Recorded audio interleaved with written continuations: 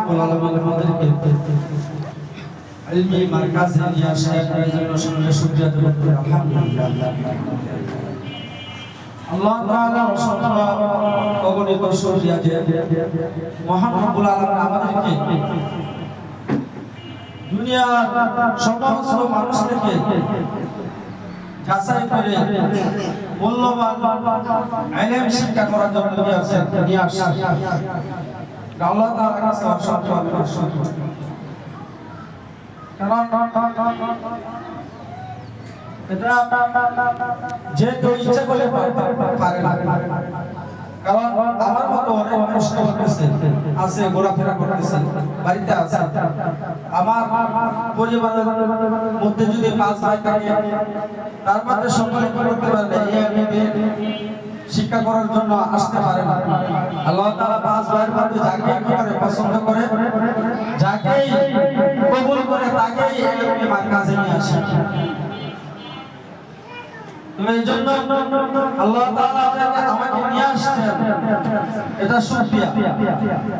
তো এই শুকরিয়া যেরকম ভাবে আমার জবানে আদায় করব, একটুদূর ভাবে আমার কাজে করবে এবং আমার আখলাকের মাধ্যমে করতে হবে, শুকরিয়াগুলো আদায় করতে হবে।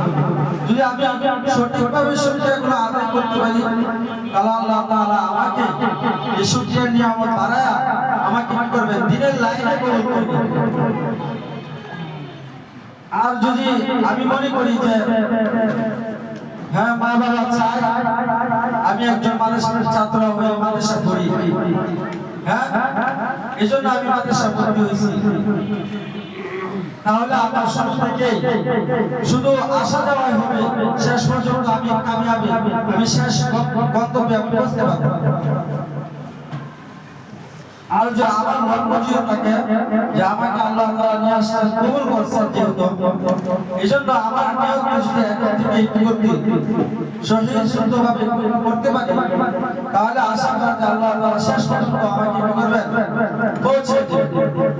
এইজন্য আমাদের সর্বপ্রথম দরকার আমাদের নিয়তকে পরিশুদ্ধ করতে হবে। এইজন্য আল্লাহ তাআলা কোরআন মাজিদের মধ্যে বলেন, হাল ইয়াসতাবিল লাযিনা ইয়া'লামুনা ওয়াল লাযিনা লা ইয়া'লামুন, যারা জানে এবং যারা জানে না তাদের মধ্যে কি আছে, পার্থক্য আছে, তাদের মধ্যে পার্থক্য আছে। এইজন্য বছরের শুরুতে নিয়ত করতে হবে যে আমার ইলম কিভাবে হয়, আমি কিভাবে ইলম অর্জন করতে পারি। হ্যাঁ, সাথে সাথে মাদ্রাসার নিয়ম এবং উস্তাদের সাথে সৎ আচরণ এবং ছাত্র ভাইদের সাথে সৎ আচরণ সবকে লক্ষ্য করে যখন আমার চলাফেরা সঠিকভাবে হবে, তখনই আমি করতে পারবো। আমার জন্য সম্পূর্ণ আল্লাহ তাআলা সহজ করে দেবেন। রাসূল সাল্লাল্লাহু আলাইহি ওয়াসাল্লামের ইলমে নবুয়্বী ওয়ারিস হিসেবে আমি যেন নিজেকে গড়তে পারি, সেদিকে লক্ষ্য করে আমার চলাফেরা হওয়া দরকার। কারণ আল্লাহ তাআলা যাকে ইচ্ছা তাকে দিয়ে কি করতে পারেন, হ্যাঁ যাকে কবুল করেন তাকে দিয়ে কি করেন, দ্বীনের কাজ করেন। যাকে ইচ্ছা তাকে কি করতে পারেন, দ্বীনের কাজ করার। যদি আল্লাহ তাআলা আমাকে কবুল না করেন, আমি হয়তো এই লেবাস পরিধান করতে পারছি, কিন্তু আল্লাহ যদি কবুল না করেন, তাহলে আজীবন আমার এই লেবাস দিয়ে আমি গন্তব্যে পৌঁছতে পারবো না। আল্লাহর কাছে দোয়া করতে হবে, আল্লাহ তাআলা আমাকে নিয়ে আসেন, আল্লাহ যেন আমাকে কবুল করেন, দ্বীনের লাইনে কবুল করেন, যে আজীবন যেন আল্লাহ এই দ্বীনের লাইনে আমাকে লাগায় রাখেন।